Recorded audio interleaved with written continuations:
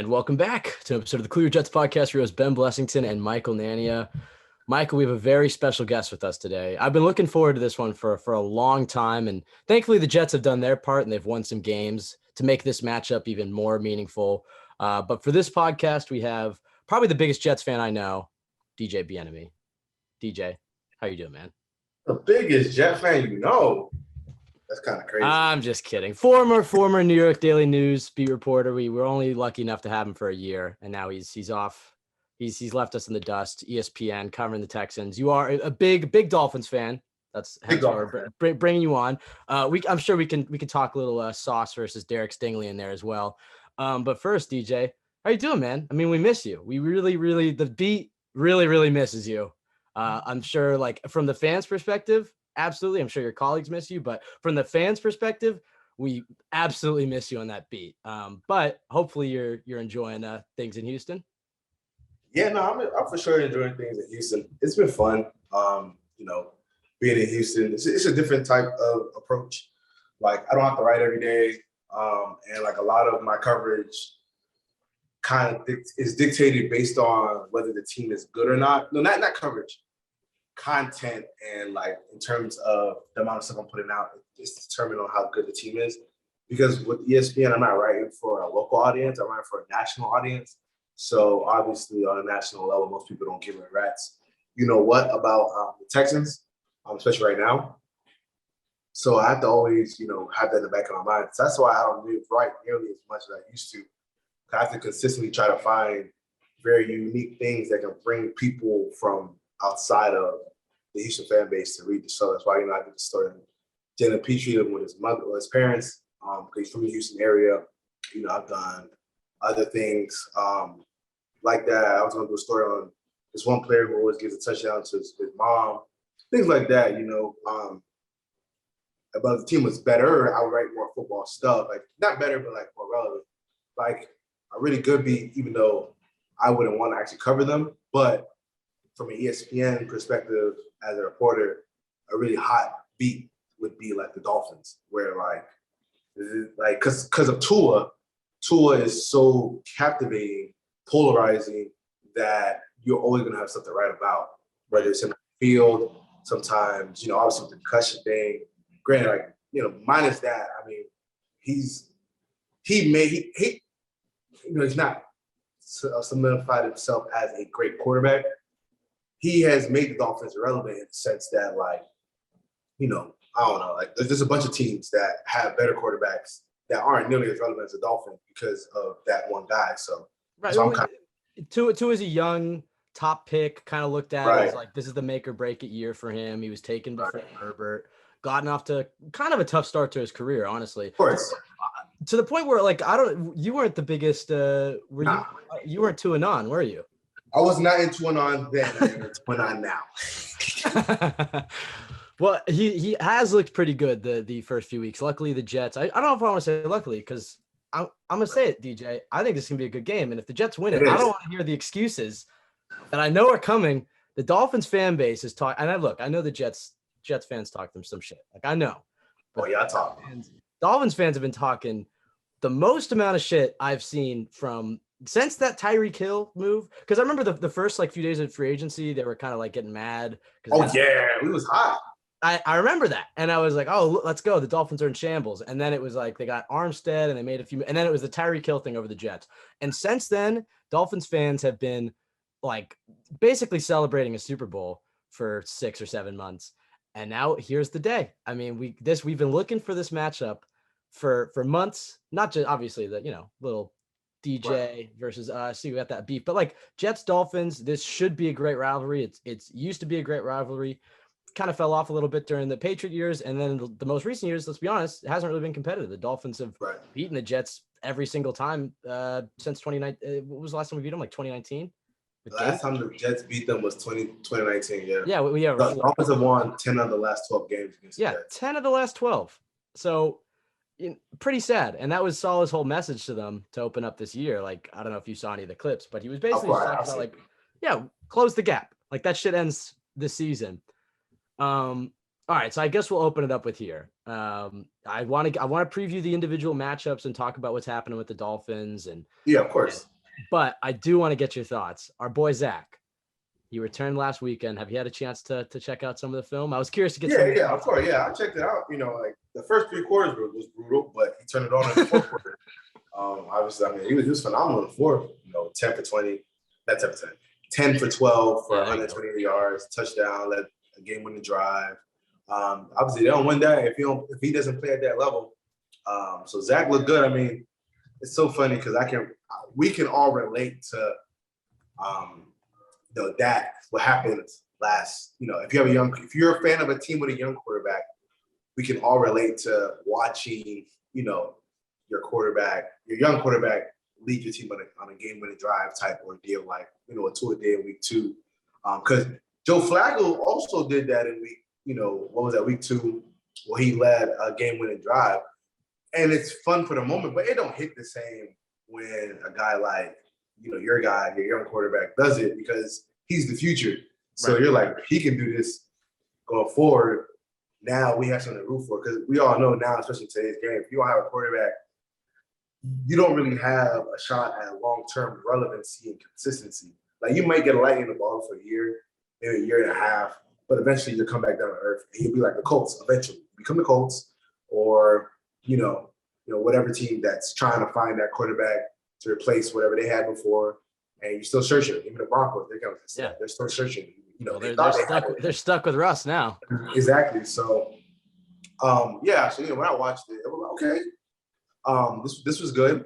Now, obviously, he has to build on it, and now we just got to be able to see it for the majority of the game. Because we always get it in spurts, right? The Tennessee game, second half. The Bucs game, that was like the majority of the game. Right. The Eagles game, we got it in the first half. Right. And obviously, defense kind of contributed to that in the second half. But again, we didn't really get much in the second half. Dolphins game in Miami, you got it in the first half, nothing in the second half. So I would just say being able to sustain that for more than just a quarter or half to be able to get that for the majority of the game. I agree with you on that. And I think, I was talking with Ben a little bit. I mean, it's all we've really talked about this week is how Zach's been playing. But when we were talking about it, I think I was maybe a little more critical of his first half than Ben has been. And, there were some I drank the Kool-Aid, boy.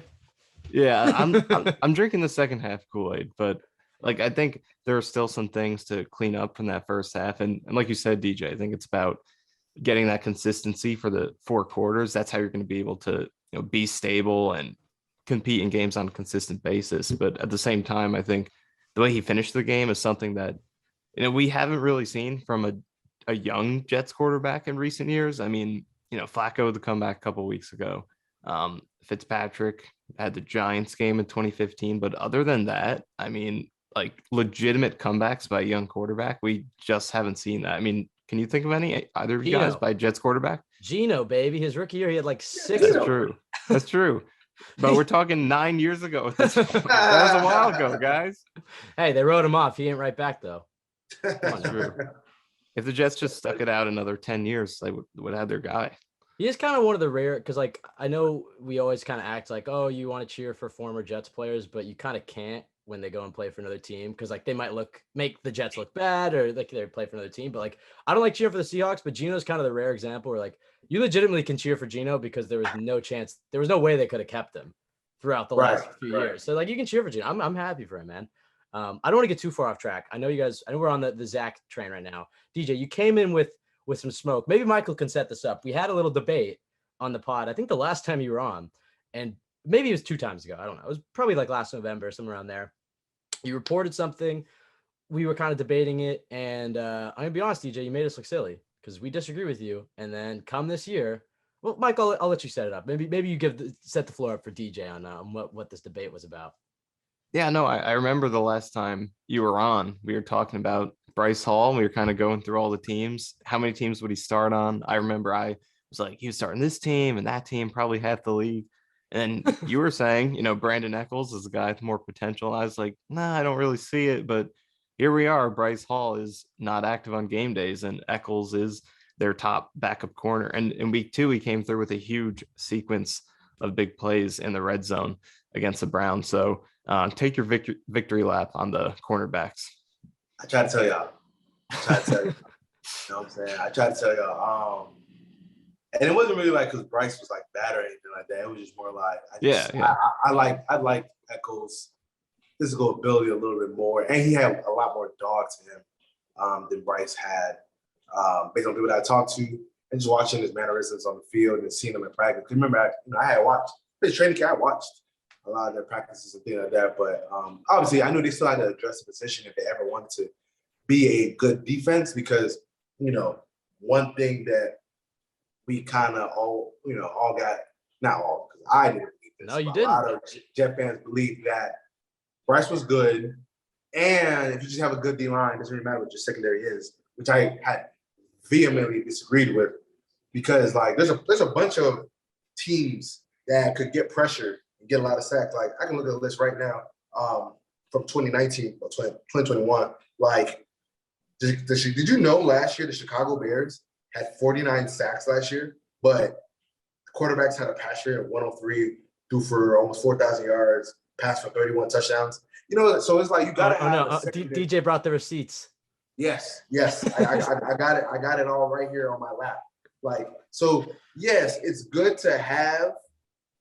It's good to have a good D line that can get pressure, but you still got to have people in the secondary that can cover. You know what I'm saying? Exactly. I mean, look, Tennessee had 43 sacks last year. That's like top, I think 12 or 11 last year, and they, quarterbacks threw for 4,485 yards last year. So again, like you can get pressure, you can get sacks, but if you don't have a good secondary, you can scheme around that. Like that's not something like horrible to do, because if let's say Team A has a decent average offensive line, but really good skill players, all you have is a good D line, bad defensive backs, you're gonna still get torched. Yes, you may have a drive where you get a sack or get some pressures, maybe get 2 sacks on the drive, or maybe get 1 sack and then a couple of sacks a few drives later. But outside of that, if you're not getting pressure, you are getting cooked. So, that's why I was like, y'all gotta, especially when Tyreek Hill went to the Dolphins, I'm like, y'all have to, So I said, I had tweet probably still up, Sauce in at 4. Even though, towards the end, I thought y'all were going to go at Kwanu, but I'm glad y'all went Sauce because, after even y'all added DJ Reed, because in today's game, you got to have good cornerbacks. You got to have a good secondary. Because again, like the argument could be made, y'all lost our Ravens game because of miscommunication in secondary. Yeah. And you can say that with the Bengals game. Well, I mean, I think y'all lose that Bengals game regardless, but the Ravens game for sure, we can legitimately say the miscues in the secondary cost y'all that game. Yeah. Well, the corners have probably been the best. Michael, do you agree? They're probably the best position group. Both more so the safeties in both of those games. The safeties really cost them, but what you're saying, like we've seen the difference in the corner play from this year to last year and how it affects a defense. Absolutely.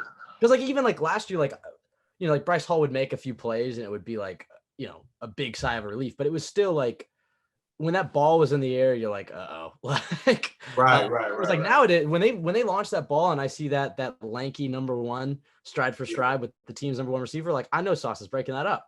So it gives you a different level of confidence. And also, like, I think I agree, like it's the same thing with drafting Sauce, where it's like I really wanted Sauce, but I thought I bought too much into what you're saying, where it was like Sauce last year in San Francisco, he was just able to put anybody at corner and still win. The Jets, they're just going to, they went into last year with just a bunch of day 3 picks. They're just going to develop young guys, kind of like what San Francisco is honestly doing right now, and then focus everything up front. So I didn't think that they would take a corner, but in retrospect, obviously I was super happy then, but I'm so happy they've put an emphasis on it. And it also frees up what they can do defensively, like they can put more pressure on them and then, get more versatile. They got too vanilla last year because they had to compensate for their corners, and now they can kind of open things up. Yeah, completely agree there. I remember talking to Sala, and he was just telling me how, like, now that they have, this is before they even drafted Sala. Now they have DJ Reed, and they had brought in Jordan Whitehead, and they were bringing back Joyner. He would just explain how that's going to help their run defense, because since their corner position was so young and so green, that they had to, like, I had looked it up and I compared it to other years, but like they were in too high on a lot of early downs to protect their corners, which took someone out of the box, which explained a little bit, not all the way, but a little bit onto why they struggle in the run game too, because Saleh prefers to have an extra safety in the box so he can have a free runner at the running back. So it's little things that they had to tinker with, but now they don't have to tinker with nearly as much because they can trust their corners on a quote unquote island. Obviously not Revis Island, but they can leave them out there and not have to worry about, what about if this happened or that happens, So Yeah, for sure. And it makes me think back to that Bills game from last year when, the Bills were isolating Diggs away from Bryce Hall, finding good matchups, and the Jets couldn't really respond to that. And then they did a little bit more afterward with moving Bryce Hall around and trying to find better matchups, but it obviously didn't work too great because they didn't really have the talent to find matchups that favor them in coverage. Right. But now you have Sauce Gardner, you can put him on Mark Andrews, and he could go stride for stride with him and break up a touchdown. It's not something they had last year, and it's not something a lot of teams do have really in any way. And in terms of like the corners versus the pass rush sort of thing, it's interesting because we sit here now 4 weeks in, and the Jets pass rush, they've had their moments, but they have not carried this defense in the way that I think they're capable of. And without the cornerback play that they've gotten, this defense would be a lot worse right now than it has been. So we are seeing an example of, yes, your coverage can carry the pass rush the same way it can go the other direction. Absolutely, because there's a lot of teams that are built back to front. Like I think the Ravens are built back to front. The Patriots are always Bills built for sure.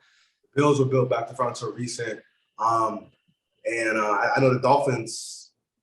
When Flo came, when 2020 when Flo, they spent a whole bunch of money. They kind of set it up to be built back to front because rushing coverage go hand in hand. So you can't really go wrong either way. It's just all about which way you want to do it. Either way, they both have to be on their P's and Q's. But I would say it's probably 55-45 pass rush to coverage. But if it's that close, then you still need, it's not like it's 80-20. Right. You need both, and it's okay to prioritize pass rush. But while we're on the subject of corners, you're covering the Texans. You've gotten a chance to see Derek Stingley up close. Kind of a controversial pick to take him over Sauce. I mean, I know that got rolling kind of the week before the draft, but all the rhetoric up until the draft, Sauce is cornerback number 1. He's at first. Stingley to the Texans. I know he's had seems like he's had a good rookie season. I did see like some tweet that was trying to credit him with like giving up like 30 catches or something. I know that page is kind of bullshit. So I know you don't pay too much attention to that if you're not watching the film. I know you've got an up close look at Stingley. I don't know how much you've had a chance to take a look at Sauce. I'm sure you've seen some stuff. Yeah, I watched that. And then obviously in the pre-draft process, you got a chance to study him a lot. Well, what do you think if you're looking at comparing them? I know we don't have a Texans. I think it's a loaded question. But I will say this. So I think Sauce has been better slightly, but I think that Stingley's actually do more because I will say Sauce's scheme is, not Sauce's, Saleh's scheme, and we all three of us, we always dive into stuff like this, pay attention to stuff like this. So Saleh's scheme is very cornerback friendly, which gave you the impression last year that Bryce was doing a lot better than what he was doing. Not saying that, Sauce is not doing as good as he's doing. He is. It's just that Saleh's scheme elevates cornerbacks. You know what I'm saying? And that shouldn't be taken away from Sauce because it's kind of like Andy Reid's system with Mahomes. Andy Reid's system, it works for any quarterback.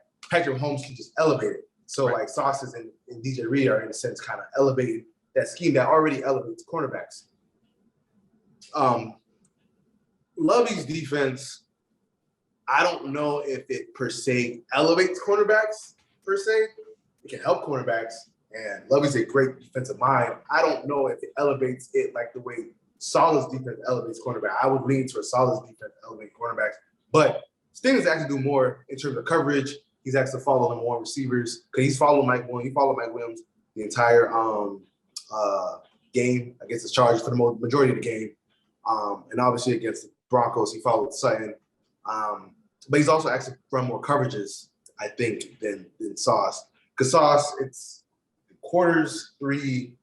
Sometimes you get some quarter and a half, and then man. But, when he's in 3, obviously he's off. at like 8-9 yards, which is again smart to put your quarterback in advantageous positions. Stingley's running a lot more cover two. I think they run cover two more than any other coverage that they run. So like Stingley isn't per se in that position to where he can quote unquote, follow a receiver and really like follow him whatever route they're running, because there'll be a bunch of plays where he's in cover two. Yeah, he's following his receiver. He'll press at the line of scrimmage, bump to the sideline, and then now eyes are back on the quarterback. So he just has to do a little bit more than Sauce is. I think both teams are happy with the pick. You know what I'm saying? Like, right. Stingley's still good. Like, you guys know, if I don't think you're good, I'm going to. Obviously, I'm not gonna call you shitty, but I'm going to. I'm gonna like be honest. Find a way to contextualize it and put it out there that he's not as good as what you guys think. I think that's the thing that I always appreciated about your coverage was that you didn't kiss ass, but you were positive. Like you pointed out you just were very, you could just tell that you were being very genuine in your analysis. I'm not saying your former colleagues aren't always like that. Sometimes there's a sense of like, are you saying this because you want to get some interaction, which is, hey, it's the name of the game. But no, I'm sure there are other guys who are, as measured in their analysis, but I know Jets fans miss you on the beat, man. I will say, like, I understand what you're saying in terms of like how the scheme elevates your corners. I think as the season gets on, you're going to see a little bit more freedom with Sauce, because you've already seen it. Like his first game, they were matching him up with Mark Andrews. I don't think did we ever see Bryce Hall match up 1-on-1 with the tight end? That's a good question. May have happened a few times. I know this rookie year against the Raiders. I think he matched up with Waller. Didn't work well though. So I think it happened sometimes, but not great results. And yeah, that's a different scheme. So they're giving him, and also, they like their man coverage looks on third down. So I know what you mean. I think they're both excellent players. I was surprised Houston went Stingley given the injury concerns, and you hadn't really seen it in a few years, but it seems like if he's healthy and he gets his rookie year under his belt, like both, pretty good. Both of them are like talent-wise, Stingley passes the eye test. Like They both look like do. Yeah. I think I don't know though if that pair is better than J.C. Horn and Patrick Surtain. Yeah, I don't know that. I think Horn has been having a huge leap this year. Yeah, and I mean he was good when healthy last year. He just got hurt. Surtain's top 3 probably. Yeah. They call him PS2. PS2 is might be CB1. That brother might be like top 3. He's top 5 right now.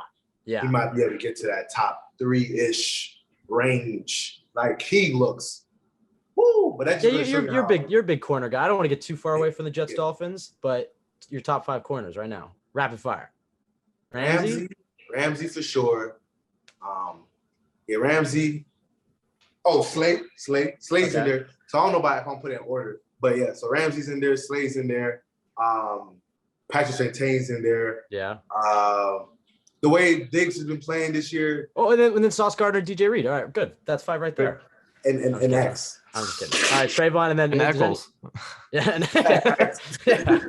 Xavier Howard. But I think DJ Reed and Sauce could be in the top 10 by the end of this year. But I told y'all about DJ Reed. The second year I signed him, and I was like, no, DJ Reed. No, he's different. He's like that. Did you get the interview with him too? Like right when he signed? Yeah. We did a little interview. We talk ball. He's a real deal. He's a real deal. They got him at a bargain. Yeah. I'll leave it at that. No, we were high on him, and he's really lived up to it. I mean, once we, he's not the biggest name, but once we kind of dug into him, is like, yeah, he's for real. Yeah, he may go down as one of the better corner signings of the last few years, because it seems like all the corners that get paid are like the big names, like the Tremaine Johnsons. They get these massive contracts, and it's just tough for them to live up to it. But the best free agent corner signings are always. I mean, DJ Reed got a bag. It's not like he got him on the bargain bin, but like. Kind of flew under the radar a little bit, and he's been amazing. So very happy. All right, Dolphins game. Yes. Everybody listening to this podcast knows what's up with the state of the Jets right now. Let's hear about the state of the Dolphins real quick from our resident Dolphins insider. A lot of injuries going on. I know it's a tough week. Dolphins fans are still pretty cocky. They're calling it. They're taking over MetLife, and their group has like 1,400 tickets. It's an 80,000 seat stadium, and apparently. supposed to be one of the biggest crowds in MetLife history this weekend. Get your tickets, everybody. No excuses. Good weather, big swing game. But yeah, what's up with the Dolphins right now heading into this game? Man, I mean, there's some injuries. I think that Xavier might play. I would lean towards he'll play. He practiced today. Tyreek's going to play. I'm sure. So they're going to have most hands on deck minus Tua. I think this game would be phenomenal if Tua was playing. Like, Tua was playing. Like, that would be so much more fun. I'll say that. Yeah. Agreed. But, yeah, so stay the Dolphins right now. I mean, the Dolphins fans are riding high right now, man. I ain't going to lie to you. Like, that Bills win is what kind of, like, put them over the edge. Well, the Ravens one really was the big – I mean, you're right that about comeback.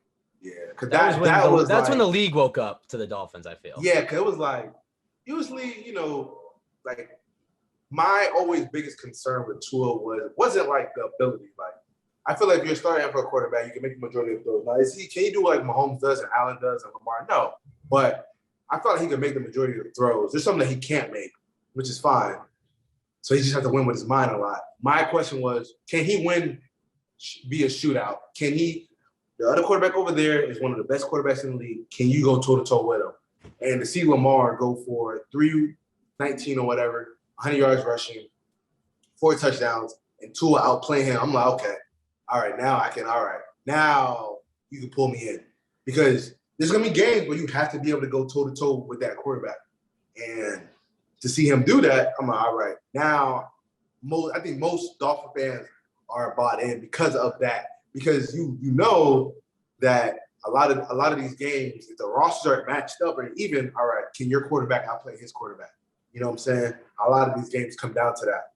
I mean, it's not, we try to simplify it to that, but in reality, like there's a lot of other variables, but a lot of it does come down to, can your quarterback make plays when you need them to make plays? And he made those plays.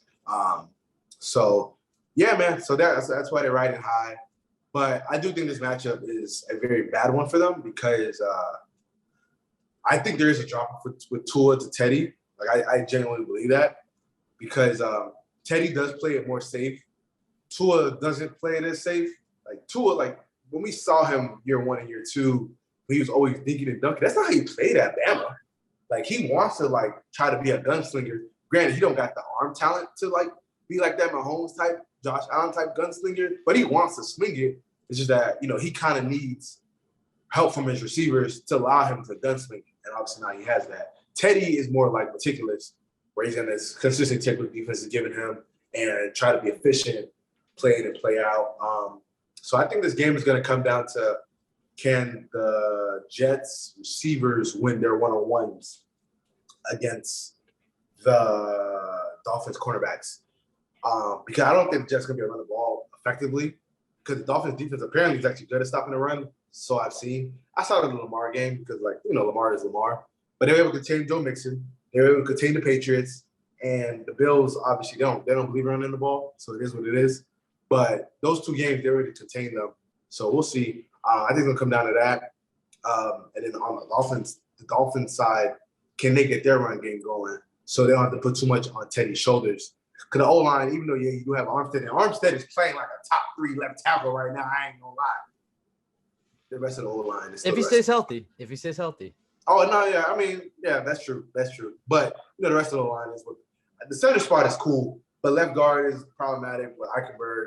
Right guard is fine, but you have Greg Little at right tackle who is, he is what he is. Who would have thought that, you miss Austin Jackson? Like, that's so crazy, but yeah. So that's what the game comes down to. Can the Dolphins run the ball effectively so they can keep the Jets defense guessing? Can they run a lot of that? I know you guys probably think you guys are football junkies. I know you guys probably seen the NFL Live segment with Mina Kimes, Dan Orlovsky, Ryan. Yeah. Marcus. They're talking about like play action under center. Yep. And the Dolphins, they like to run a lot of their play action stuff under center anyway. So, if they can get the run game going, then now that kind of can keep the Jets defense off balance. And then obviously on the Jets side, can their skill players win against the Dolphins skill players?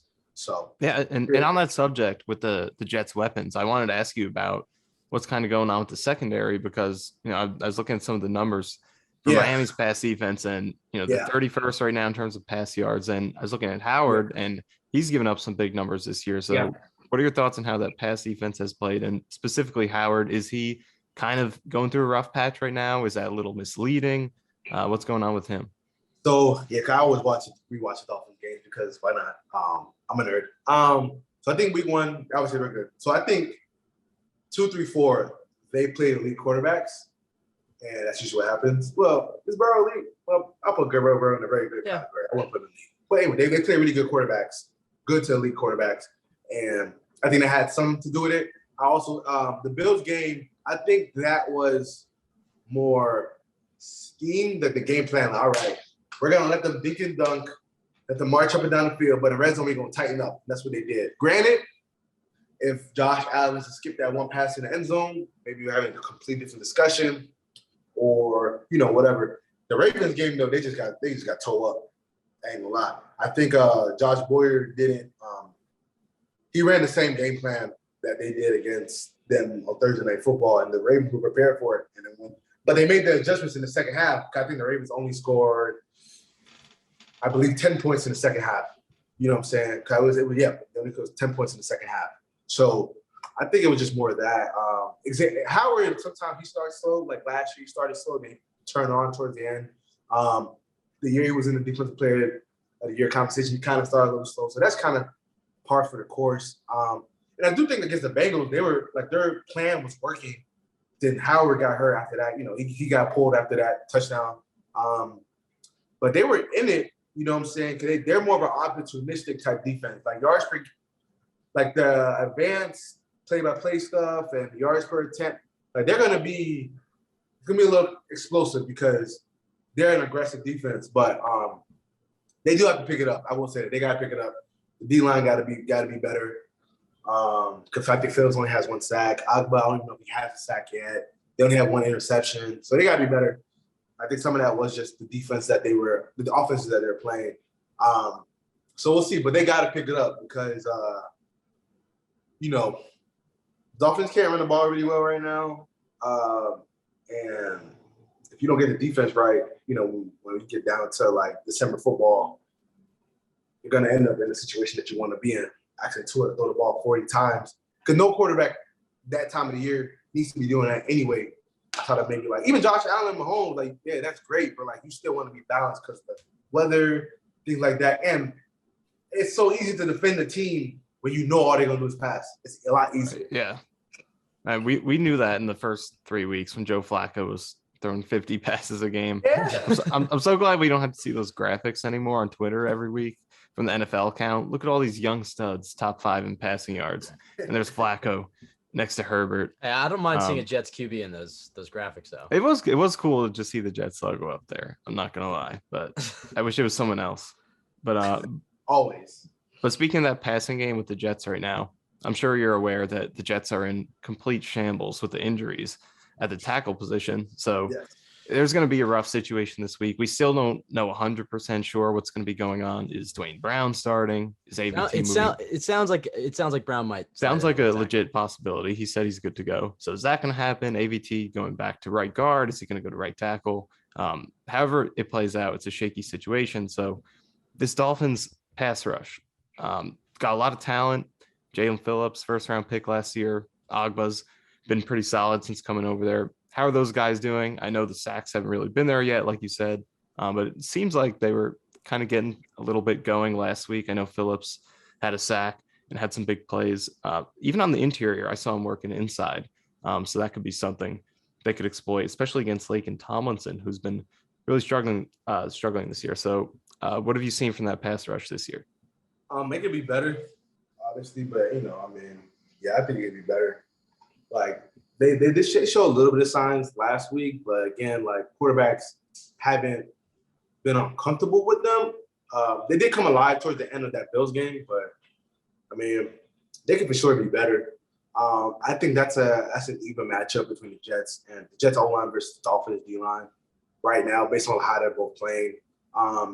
So I think both of them have to be better, especially the Dolphins pass rush, because they ask so much of their cornerbacks and their secondary guy. It's can you help me out? Like, you know what I'm saying? Like, I remember I was talking to a Texans player who plays in their secondary, and, you know, I asked him just about, you know, the concept we talked about earlier about rushing coverage. And he was like, yeah, you know, it's all balance. And, like, you know, once I get to my landmarks and I'm covering what I got to cover, it's like, all right, now, D-line, you got to get there. Because I've been out here for a little while now. I got to get there. So it's kind of like that, you know, where the Dolphins pass rush has to start getting there. Because they don't have enough sacks that would make me feel like the pass rush is a legitimate factor yet. So, yeah. I know y'all want to eventually talk about, you know, the abundance of wide receivers that you guys have. So, you know what? You gave me the segue. I was going to go with something else, but I do want to talk about the abundance of wide receiver talent we have. Garrett Wilson, I don't know how much you've seen of him, but you know, you're a busy guy, man. You're covering the Texans, and you go rewatch the Dolphins game. I don't know how much time you have for your real number one team. But they're a C team now. Yeah, we're a C team. No, we're still his A team, but we have to be like on the surface we're his C team. But Garrett Wilson, I mean, obviously you saw it in that Browns game, is the real deal, and you've seen it in other games too, in plenty of flashes. But him and Elijah Moore together, the Jets have been using him interestingly. Like, you know, clearly right now they prefer to keep more of that X position and putting Wilson in the slot for whatever reason, even though it seems like at some point they might make that switch to have Wilson be more of the X and more as the slot. But what have you seen from these Jets receivers? You know, is this and the weapons as a whole? Like, obviously they brought in Breece Hall, Michael Carter's back. The tight ends have been all right. Conklin at least is providing like a viable receiving option. But between Moore and Wilson, it's a really fun group. I know the Dolphins probably have the claim to the best receiving group in the AFC East, but for missing out on Tyreek Hill, I think Joe Douglas responded pretty well, bringing in Breece Hall and Garrett Wilson with those. Can I take another victory lap? Because go ahead. I was telling everybody, let's get another weapon for Zach. Period. Like, let's get another weapon for Zach. Pure point blank. Like, get out of here with this Linderbaum talk. Like, you know what I'm saying? Kyle Hamilton. You know, you know, Linderbaum's been good though. Like, he's been good, but he's not. He ain't the reason why the Ravens' offense looks like what it does, because Lamar Jackson is phenomenal. He plays a part in that though. But anyway, yeah, I mean, when you got as guys as twitchy as Elijah Moore and Garrett Wilson, that just opens everything up. I have seen some of the concerns about how to use Elijah in the sense of like using him as this vertical threat.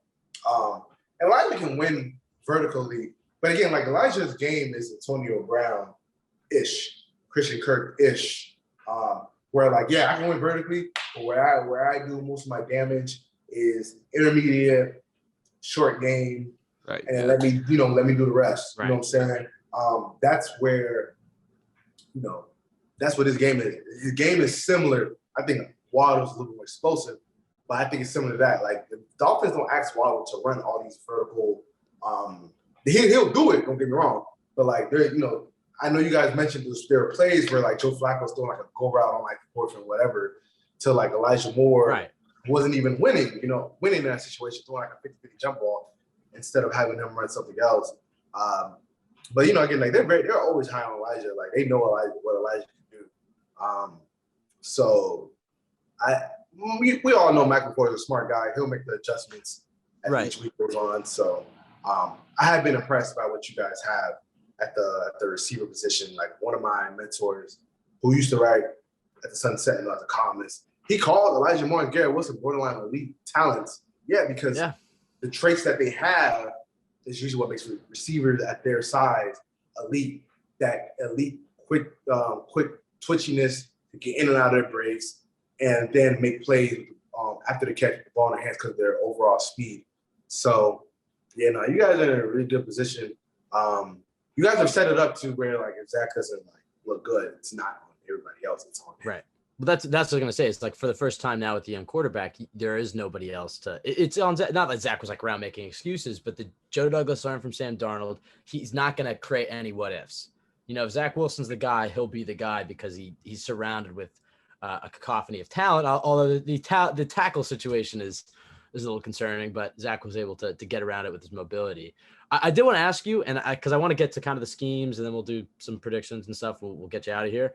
I guess this kind of relates to the scheme. Why do you think that as somebody who's seen the Michael LaFleur offense, and then you're obviously a big Dolphins fan, and very similar offense between the two of them, why do you think they are trying to put Garrett Wilson in the slot? Do you think the slot position is maybe just like an easier position to learn? Do you think it means that he'll get the ball in his hands more? Do you think I think that gives you easier matchups for a young player for sure. Like, you get Garrett Wilson in the slot. Like, how many safeties, slot corners, and linebackers can actually guard Garrett Wilson? There's not many number of corners that can really like guard him. You know what I'm saying? So like that, that, and again, like that just creates easier matchups for your weapons. Get them the ball space. The Dolphins, they use Waddle in the slot. Good amount. I know you guys remember his 59-yard catch and run against the Ravens, where he runs like that stick knob play where he takes, out and up, and he catches the ball. He turns that to a 59-yard gain on his touchdown against the Patriots, where he's in the slot, catches that slant, takes it up the seam. Because like those guys can't cover most of the guys can't cover those freak athletes. So I think it's a little bit of that. But in that scheme though, they ask players to learn every single spot. So that's kind of that. It's funny, like they do come to the same like system, but they do run like if you watch the Jets offense and you watch the Dolphins offense, they're running different. They're attacking you in different ways. How? Like, it feels like the Dolphins are trying to at every moment use their speed to their advantage. That's why they have some. Granted, the Jets use a lot of motion too, but the Dolphins use OD motion. Like it is crazy, and they mix a little bit of like Tua's RPO. I don't want to use the word brilliance, but from everybody that I've heard, everybody's talking to, like Tua's like a RPO master.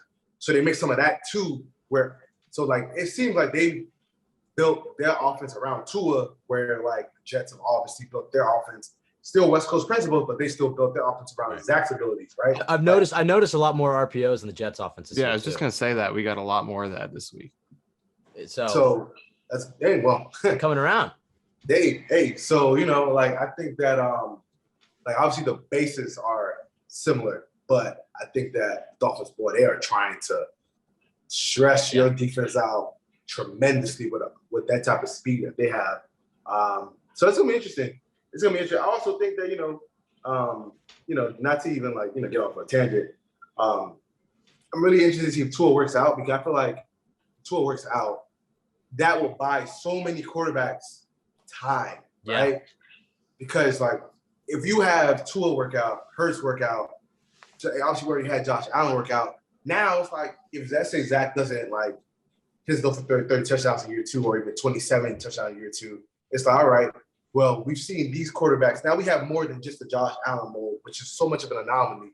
We still have other examples to lean on, so we can still be patient. So that was that. But back to the scheme part, I was gonna follow you on that tangent, but go ahead. Go ahead. Okay, I was gonna follow you just because it's like even Zach had a great fourth quarter against the Steelers, and I'm ecstatic about that. And I think he saw legitimate growth from his rookie season. Like how much quieter his feet were. He looked just so much calmer, more confident, in control of the offense. Ball placement looked good. He was throwing a good ball all day. I know he missed a few throws, but like just in terms of these zip on the ball, the arm angles, he looked legitimately great. But he's not going to be perfect this year. He's going to have another bad game. He's going to have more bad games. He's not a finished product or anything. So that fourth quarter win is go watch Josh Allen's second season. You know what Josh Allen's debut in his sophomore year was? It was the first game of Adam Gase's Jets tenure with Le'Veon Bell. And Josh Allen had like 5 turnovers in that game. And so, but then they won it. They won it in the fourth quarter. And so Josh Allen, a lot of those games, those up and down games, and then he would get hot in the fourth quarter, or maybe he wouldn't. But those flashes got more consistent, and he won more games, and then they ended up making the playoffs that year. But he wasn't perfect that year. Like to the point where for Michael, like you weren't even that high on Josh Allen after that second year. Like a lot of people weren't. They're like there's a lot of revisionist history with Josh Allen now. Yeah, there was a big resistance. It wasn't until year 3 when then he put together like a few games and everybody's like, all right, this guy's amazing. So it's the same thing with Tua. It's the same with Zach. Like, these guys don't get the amount of time that they need. Like Zach hasn't even played a full rookie season, just game wise. What does he play? Like 14 games in the NFL? Yeah, 14. Yep. It's like that's a guy. He's finished like 13 maybe.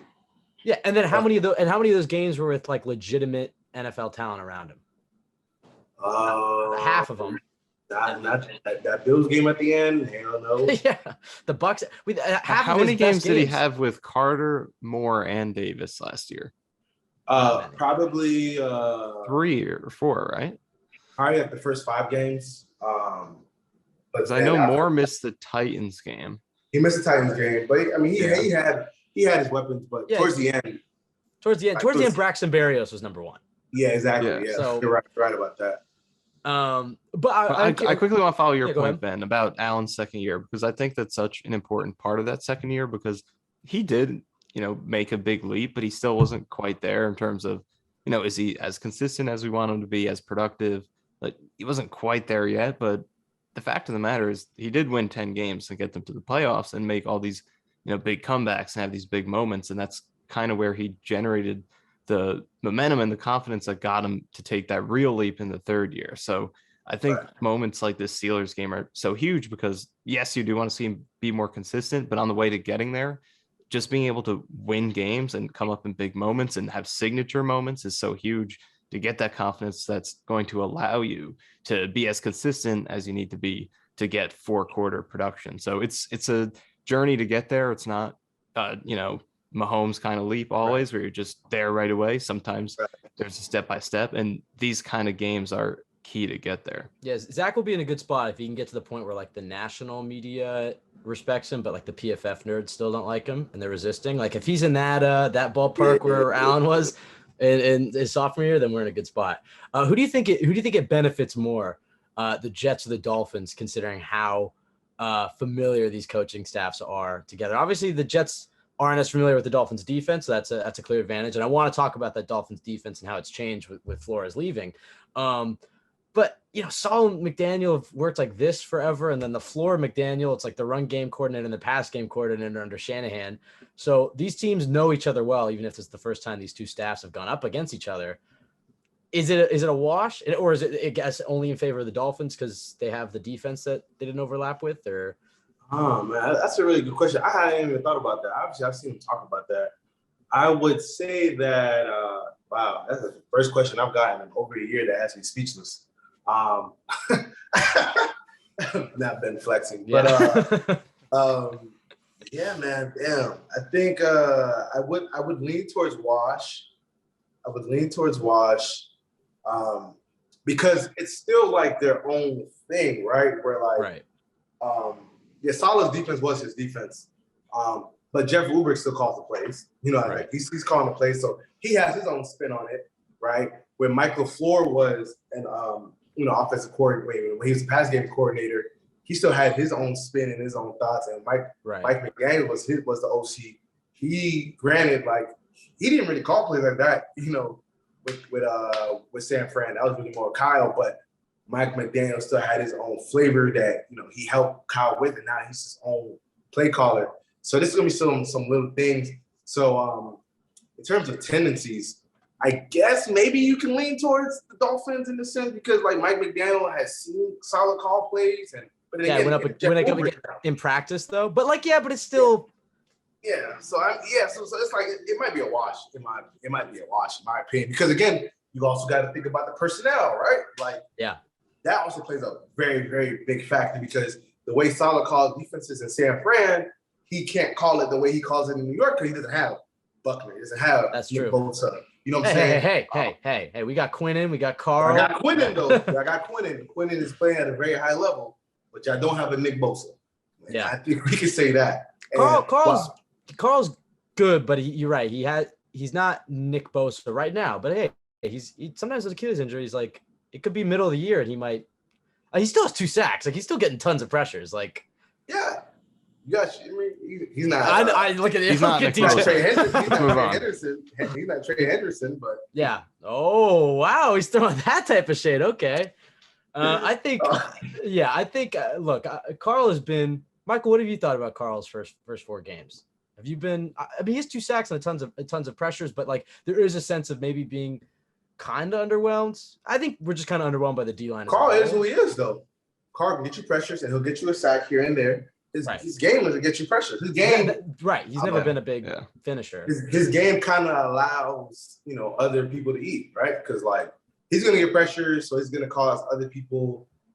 So if he's coming on the edge and he's getting pressure, he's driving the offensive lineman back because his pass rush move. We kind of know what his pass rush move is.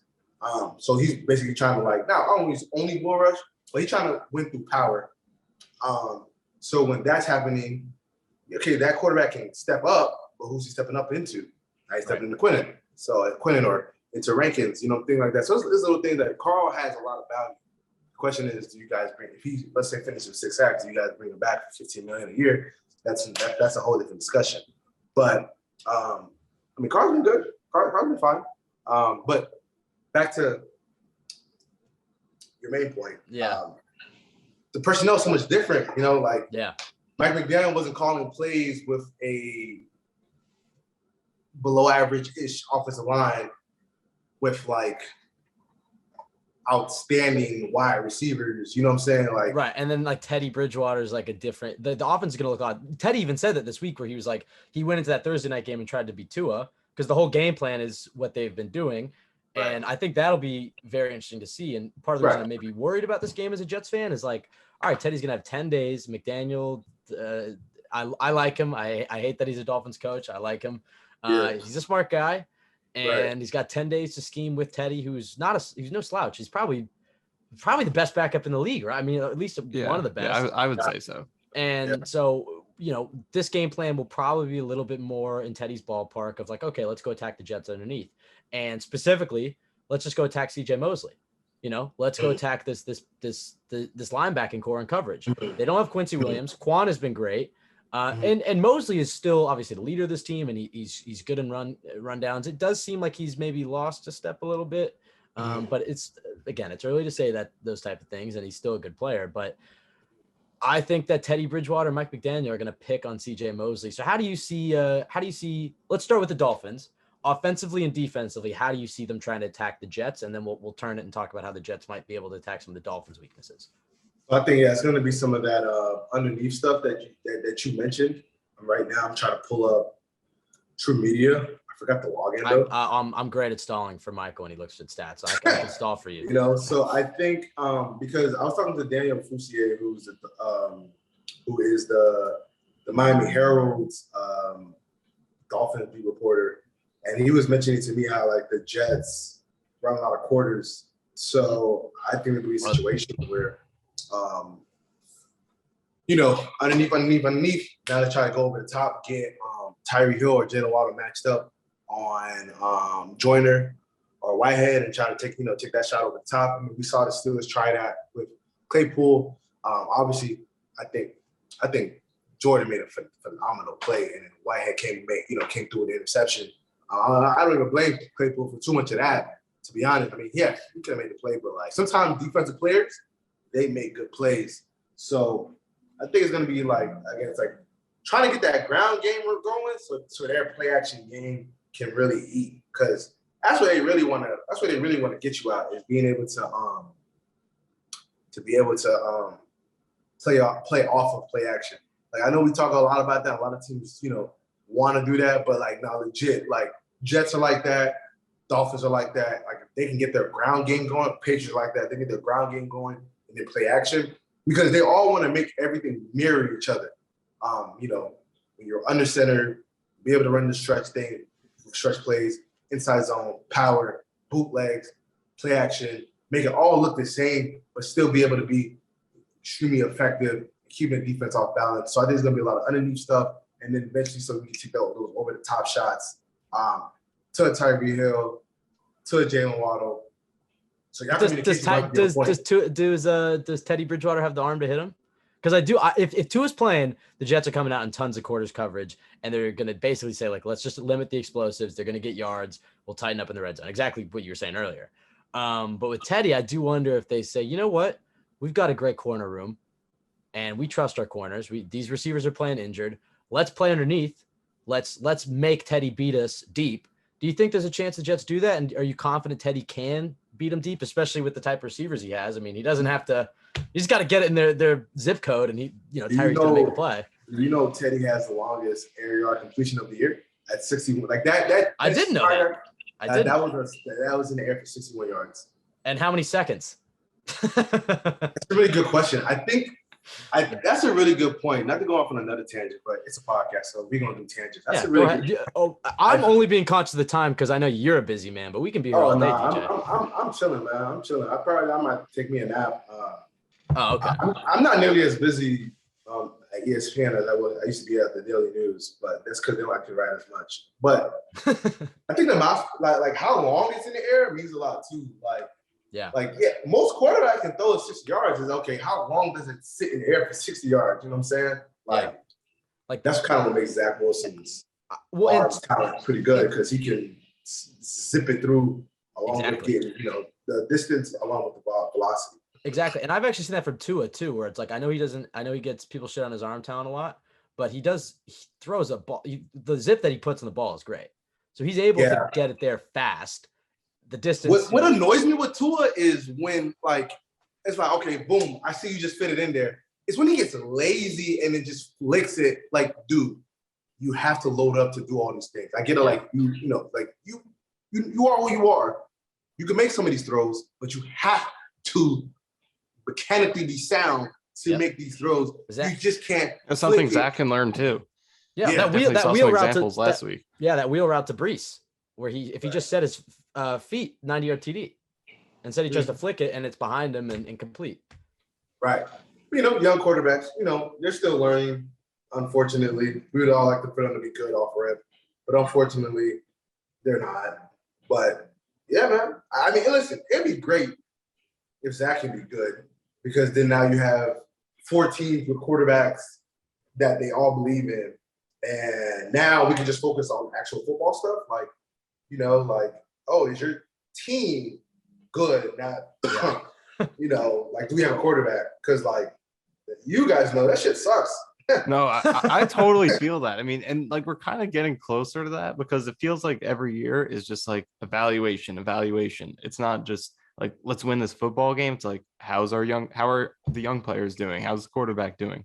But we're sort of inching closer to, let's just win this football game. Let's talk about the O-line and the D-line and how the schemes match up. It's week 5. Let's just go out there and play. Like you're about to say, this is week 5 and we're talking about matchups. We're talking about, stakes in the AFC East, and it's not something we're familiar with. And that's what makes football fun. So when your quarterback gets to that point and you could be confident in him, it just allows you to focus on the bigger picture a lot more. Aren't you guys excited? You guys going to finish ahead of the Patriots in the division? Just being there right now is fun. Week 5. Do you know how glorious it would be if all 3 of these teams just got to beat up on the Pats for the next few seasons and just got to watch Boston sports? That's one thing Bills, Jets, and Dolphins fans can unite on, is beating up on the Patriots. Without question. Yeah, I don't really, honestly. Dolphins fans are getting a little cocky. I'm sure they would feel the same way about Jets fans. Bills fans have gotten certainly cocky the last few years. There seems to also be 10 times more Bills fans than I used to remember, but I guess that's how it works. But yeah, either fan base and teams, I don't really feel like, I know there are older Jets fans who definitely hate the Dolphins more than any other team, but I think I'm definitely part of the generation that hates the Patriots more than any other team. So the Dolphins and Bills, I don't like them. A big game. I mean, I'm going to be loud as hell on Sunday. It's going to be crazy, but it's different for the Patriots for me, at least. It's just I don't care about Miami sports fans like I care about Boston.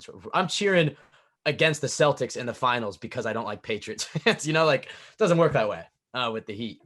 How do you feel about how the defense will try to attack the Jets offense? What LaFleur tries to do and what Zach kind of struggles with? I think the Dolphins for sure are going to try to take some of what they did last year, that second half, where they're going to try to make Zach uncomfortable in the pocket by sending extra. I guess the Bengals, they didn't blitz nearly as much. They blitz here and there because obviously we've all seen that the Bengals, they want the big play, but if you make them have to, march up and down the field, they're eventually going to make a mistake because that's not what they really want to do. They want to get those explosive plays with T. Higgins and Chase, and obviously they were able to get it eventually against the Dolphins after Xavier Howard got hurt, and yada. But I think here they probably try to heat up Zach, make him more comfortable, because we all know he hasn't proven yet that he can play under pressure yet. Like, he can play clutch football. We've seen that multiple times. We've seen that Patriots game. We've seen that Titans game. We've seen that even the Texans game. We know he can play clutch brand of football. But under pressure, that's something that we still got to see. You know what I'm saying? Like, because a lot of, most quarterbacks, I don't want to say can't. But that's something that Zach is still working with, is being able to play when the pocket's muddy, and you still got to find those passing lanes and find that arm angle to still get the ball out on time and accurately, things like that. So I think that's how they'll for sure approach them. But I ain't gonna lie, Dolphins better not be just leaving their corners one-on-one with Garrett Wilson and Elijah Moore. No, sir. And Corey, that'd be kind of stupid. We got away with it last year because it was freaking Denzel Mims and Keenan Cole and Braxton Berrios Jeff Smith. out there. Yeah, like, you can get away with it then. I don't know if you can get away with it this time. No sir, I don't know about that. No, and even Corey, like, he's lost some weight and he looks shiftier. Like, he's better in against man coverage this year. Actually, quick, Ben, I'm glad you brought that up because we talked about that so much in the offseason. Like, is this going to help him? And especially this Pittsburgh game, I think we're definitely seeing it. Some of the routes that he was winning on, just the separation he was creating. Guys with inside leverage, he's being able to sell outside and cross their face and get in for clutch catches in the fourth quarter. We're definitely seeing that make an impact for him. Yeah, so he can win against man. That's the big difference, is the Jets actually have guys who can beat man coverage. Because it's like, I mean, the Dolphins love to play a lot of man coverage. They're going to put how much has the defense changed from Flores? Is it really at all, or is it pretty much just, I know Boyer stayed, but because Boyer stayed, so they're basically still running the same type of scheme. It's just that Boyer has more autonomy on the game plan versus last year, where like he still kind of had to check it, clear it with Flores. So I think that's been the biggest difference for sure. I'm trying to see if I can find like the coverage numbers and stuff. Yeah, I mean, I got my true media up, but I know I could. Okay, here it is. There is man versus zone that Next Gen Stats has. So let me see what the Dolphins look like in man coverage. Yeah, I think that's that for the Jets, their biggest issue. Oh, what? Go ahead. In man coverage, they're giving up the highest passer rating in the NFL. Dolphins are? Yep, 107, 120. It's time for Garrett to cook. Garrett and Elijah are cooking. To be fair, they've go ahead. 7 touchdowns, completion percent of 62, 578 yards. Yeah. No. They played some good quarterbacks. That's also true. That's why I said this game might come down to that. Like, can you guys, keep up? Yeah. I think that's what a lot of that's going to come down to. Wow, it's a lot. Golly. That's a lot of yards. DJ's gonna need a minute. He's got to read through these stats for a second. No, I think that I like that Zach has at least faced this defense before. Is this the first time that he's faced an opponent twice? First time he's faced it with. You talking about like? Because he played Boyer in December, and they had a nice drive to open up that game, and he did some good things. But I mean, McDermott got killed, and he ultimately didn't have like an amazing game. That Dolphins game in December, Michael, I thought that it was kind of like I don't know, it was a mixed bag of a game, but he didn't play like horrifically. But is this the first time that he's played the same? If he stays the full game, it will be, because he did have the second Pats game. He just went out quick. Oh, that's true. Yeah. Good point. Good memory right there. How do you feel? Okay, so from the Jets' perspective, obviously you know a lot about the Dolphins and where their weaknesses are. And I know you're not trying to give away the trade secrets here. I know I don't know if Coach is listening, but Coach Sala, we got our insider right here. How should the Jets attack the Dolphins? Where are they weak? Give us the keys right now. We'll start with the Dolphins. Well, we'll start with the Dolphins defense. I just told y'all. I just gave you that key. Well, no, I know. So are you saying that Zach? So should Zach just be, trying to hit him deep and take advantage of? Okay. I would say that since the Dolphins use a lot of man coverage. I think they've had the most attempts, and they've had obviously most yards, yada yada. I think the Jets gotta I know they use a lot of motion. So that also makes it easier for Zach. Because motion, one thing motion does is cause everybody to communicate, and it kind of declares what coverage they're in. That's why I find it so perplexing that Pep Hamilton, with a young quarterback, doesn't use much motion. It's crazy. Bro, you have Davis Mills, not Justin Herbert or Andrew Luck. Like every team should just have motion every play. You know what I'm saying? Like, come on. I get it. It's like third and like a million. Like, you can't. But, like, come on. Like, help Davis Mills out a little bit. I get it. Davis Mills is mid, but whatever. So I think, you're using that motion to create those favorable matchups, to get guys into space. Because if you win, now you got Yak. That's what happened with, what's his name? Rashad Bateman on a 75-yard touchdown where he beat Xavier Howard. I think they motioned. I think they started off in a stack, and then they motioned the off receiver. They motioned across the field, and then that caused dude to follow. And then now Xavier Howard, who was off, had to now go into press, changing. I don't know if he was playing off man or whatever, but now he was locked up. Boom, he won that matchup off the line, touchdown. You know what I'm saying? It's like little things like that. Or T. Higgins, where he catches his touchdown. Damn, Xavier Howard. Oh, Xavier Howard, he gets beat for a touchdown, nothing but green grass. Or like with Tyler Boyd. I ain't gonna lie, though, that play that the Bengals ran where they rolled right and then like they threw backside to Tyler Boyd on like that post route. Because it was clear that Hollins, they were kind of like doubling Hollins. They're bracketing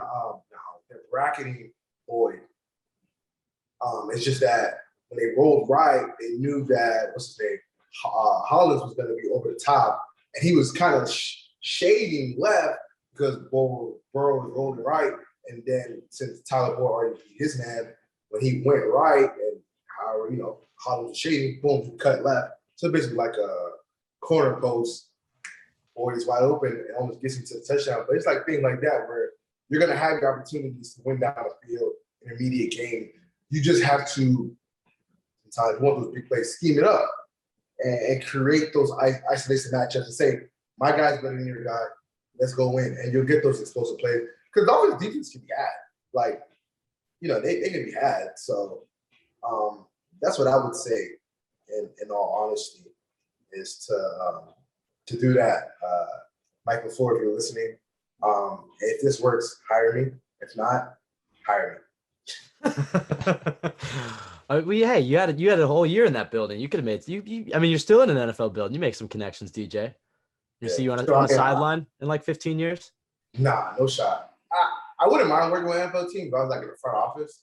Right. So capacity. Like hey, somebody that takes you out of the Jets this offseason, you honestly kind of deserve it. Shit, you know what I'm saying? I wouldn't mind doing that, but coaching, like if I would have coached, I probably want to be like, if I had to pick, probably be like a play designer or something.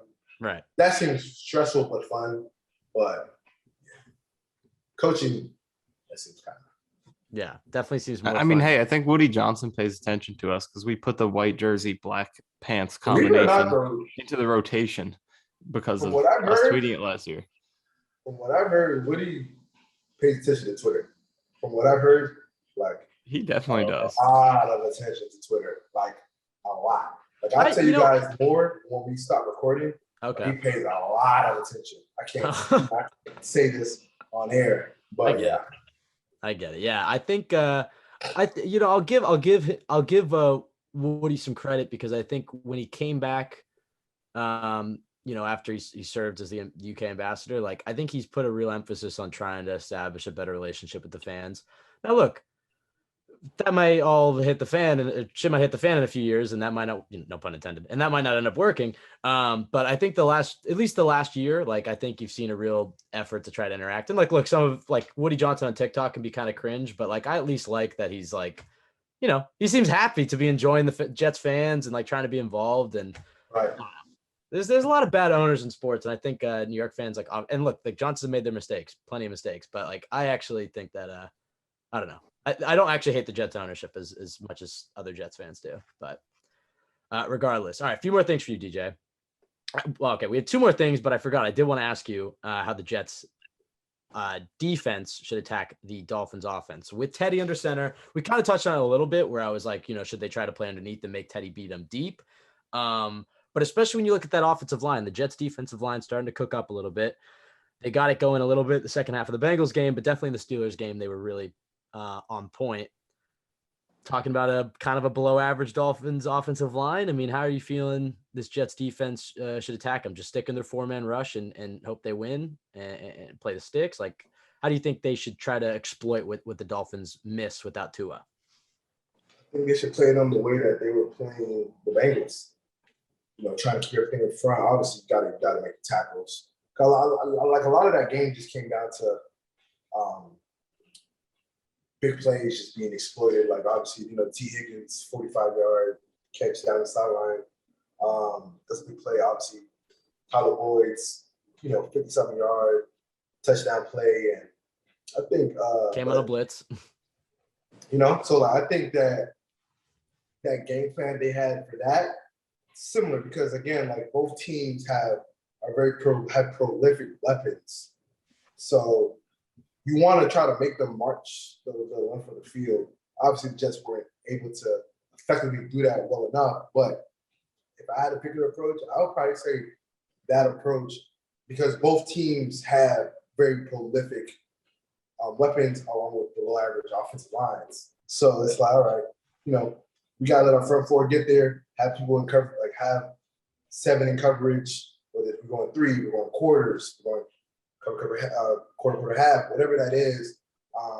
And then, because it's tough, though, because you don't know Teddy's tendencies in this offense because, again, you haven't seen him much.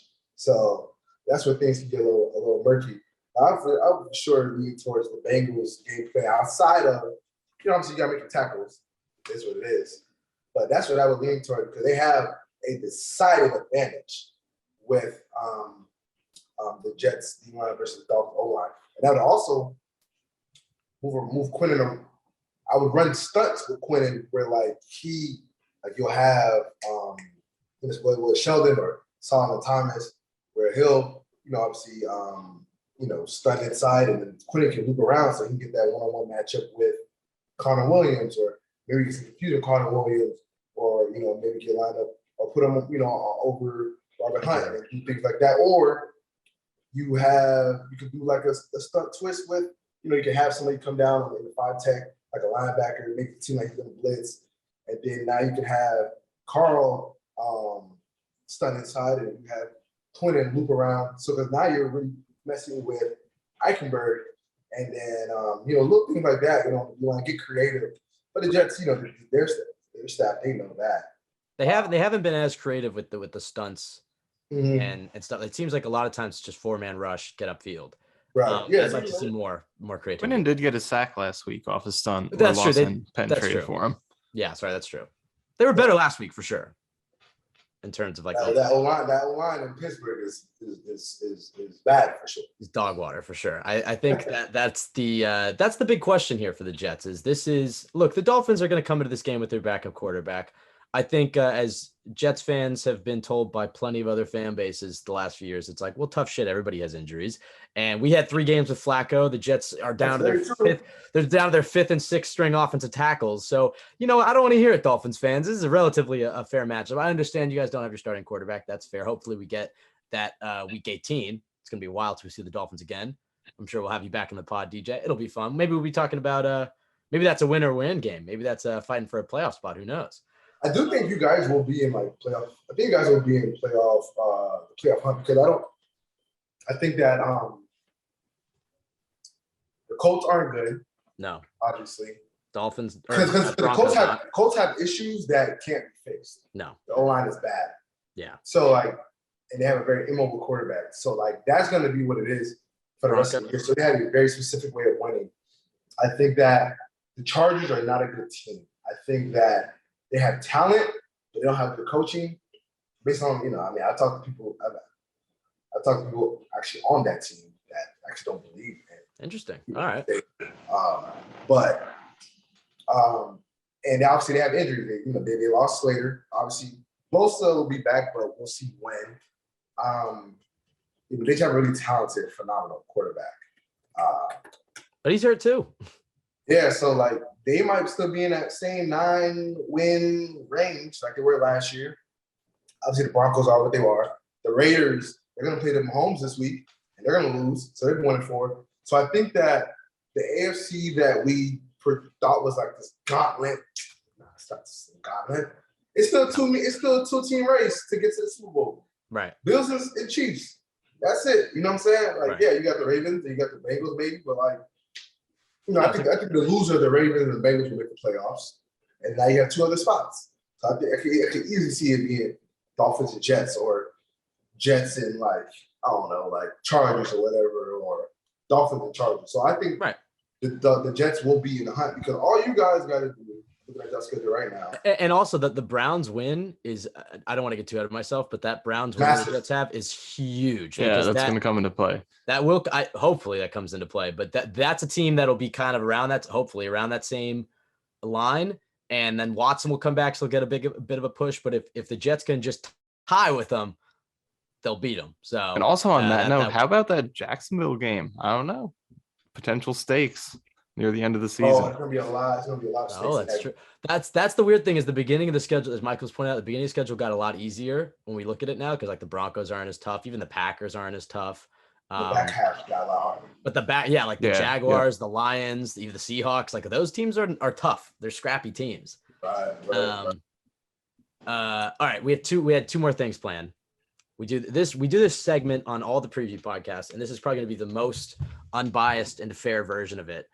It's called Where the Jets Are Better, and we're going to go through each position briefly. We're not going to spend. You say where the Jets are what? Where the Jets are better. So we're going to go through each position. We're going to go QB, who's better, Jets or Dolphins, for this game. So we're doing Teddy versus Zach. Right. We'll do like QB, running back. We'll split up the offensive line and defensive line into like tackle, interior, whatever. And as I said, like we've tried to be fair, but I'm sure we've had some listeners who are like, I don't know how many non-Jets fan listeners we have, but like sometimes it's like, all right, Jets again, and then the Jets again. It's like, all right, maybe we got to be a little bit more balanced here. I think we do a good job. Yeah, we try to adjust it down a little bit. Yeah, we try to be kind of more negative. All right, QB. This one's actually really hard because they're kind of. This one's easy for me. Teddy right now is a better quarterback than. Yeah. I think we're being fair. You have to give it to Teddy until Zach proves it. Fourth quarter. Because he's probably like an average starting quarterback. That's true. The only note here, and I guess you could make this note for any position, but especially here, it's like Zach certainly has the higher ceiling and could very well, blow Teddy out of the water on Sunday. But I agree that Teddy's been much more consistent. I think you're going to see a much better Teddy than we saw on Thursday. And I'm actually really worried about how McDaniel will adjust it. I think you're going to see a different Dolphins offense.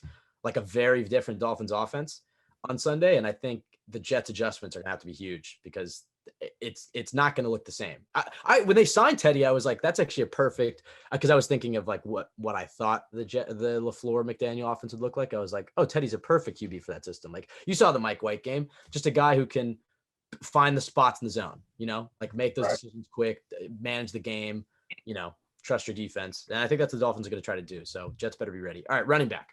This is Jets for me. Pretty obvious. Jets, no question. Yeah.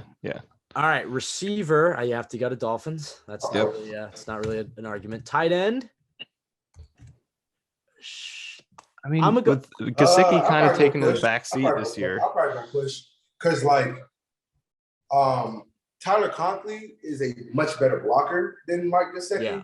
Obviously, Conklin is a better receiver, but they both kind of offset each other. But I think Conklin is closer in receiving to Gesicki than Gesicki is in blocking. Yeah. And also Uzama hasn't done too much, and he actually did miss a few blocks against Pittsburgh. But he's not a bum at blocking or receiving, and so he's at least added.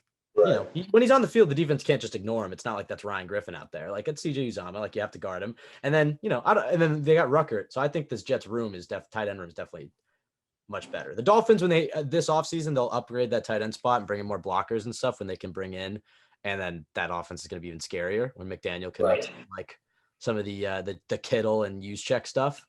Right. But I think for right now, I would say tight end for the Jets. Michael, what did you say? I'm